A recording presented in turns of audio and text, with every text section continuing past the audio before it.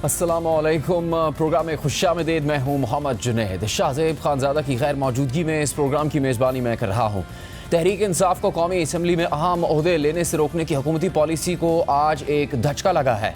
Lahore high court ने तहरीक इंसाफ के 43 इस्तीफ़े मंजूर करने का इक़दाम मुअत्तल कर दिया और इन हलकों में ज़िमनी इंतखाबात करवाने से भी रोक दिया है। इसके बाद तहरीक इंसाफ ये मुतालबा कर रही है कि कौमी असम्बली में अपोजिशन लीडर का ओहदा उसे दिया जाए।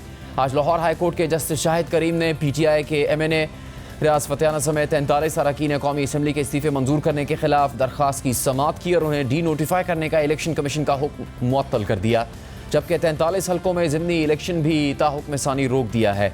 इससे पहले जुलाई 2022 में स्पीकर ने PTI के 11 अरकान कौमी असम्बली के इस्तीफ़े मंजूर किए थे, जिसमें से कराची से रुकने कौमी असम्बली शकूर शाद ने अदालत में दरख्वास्त दायर करके अपना इस्तीफ़ा वापस ले लिया था। फिर इस साल 17 जनवरी को स्पीकर कौमी असम्बली राजा परवेज़ अशरफ ने तहरीक इंसाफ के 34 अरकान असम्बली के इस्तीफ़े मंजूर करने के 3 रोज़ बाद यानी 20 जनवरी को मज़ीद 35 अरकान के इस्तीफ़े मंजूर किए और फिर 25 जनवरी को मज़ीद 43 इस्तीफ़े मंजूर कर लिए, जिसके बाद इलेक्शन कमीशन ने इन्हें डी-नोटिफाई कर दिया था।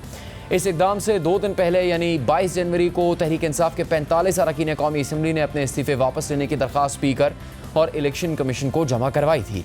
PTI अरकान ने 22 जनवरी को ही स्पीकर से मिलने की कोशिश की थी, लेकिन मुलाकात नहीं हो सकी थी और स्पीकर ने बाद में कहा था कि वो 22 जनवरी को इस्तीफ़े कबूल कर चुके हैं। इस इक़दाम के खिलाफ तहरीक इंसाफ के रियाज फतेहाना समेत 43 अरकान ने लाहौर हाई कोर्ट से रुजू किया था, जिस पर आज ये अबूरी हुक्म आ गया है। ये फैसला आने के बाद फवाद चौधरी ने ट्विटर पर लिखा कि स्पीकर थोड़ा सा जमहूरियत का पास रखें और लीडर ऑफ अपोजिशन को तब्दील करने का नोटिफिकेशन जारी करें। हर बात के लिए अदालत जाना कोई अच्छी पार्लिमानी रिवायत नहीं है।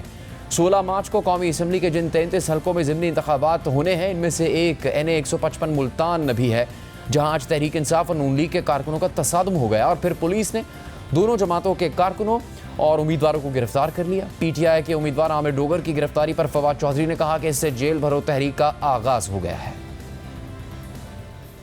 PTI के लोगों को गिरफ्तार किया जा रहा है और इसीलिए हमने जेल भरो तहरीक शुरू की। हमें नहीं पड़ता, आमिर डोगर ने तो वैसे ही गिरफ्तारी देनी थी। तो अच्छा, आमिर डोगर की गिरफ्तारी से जेल भरो तहरीक का आगाज हो गया।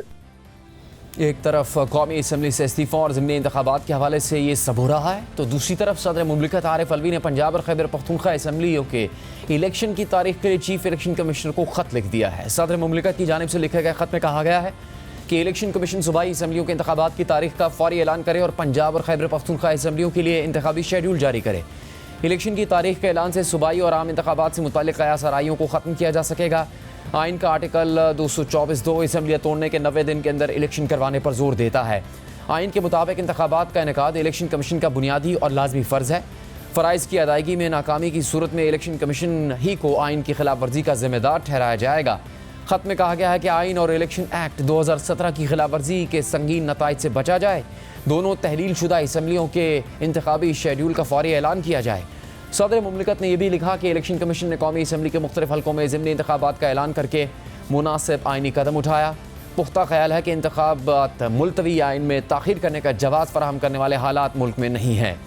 हालिया आलमी तारीख साबित करती है कि इंतखाबात के इल्तवा ने जमहूरियत को तवील मुद्दती नुकसान पहुँचाया है। एक तरफ मुल्क में सियासी इंतशार बढ़ता जा रहा है, मईशत की हालत ख़राब से ख़राब तर होती जा रही है। ऐसे में हुकूमत की तवज्जो अब भी काबीना में इजाफा करने पर है।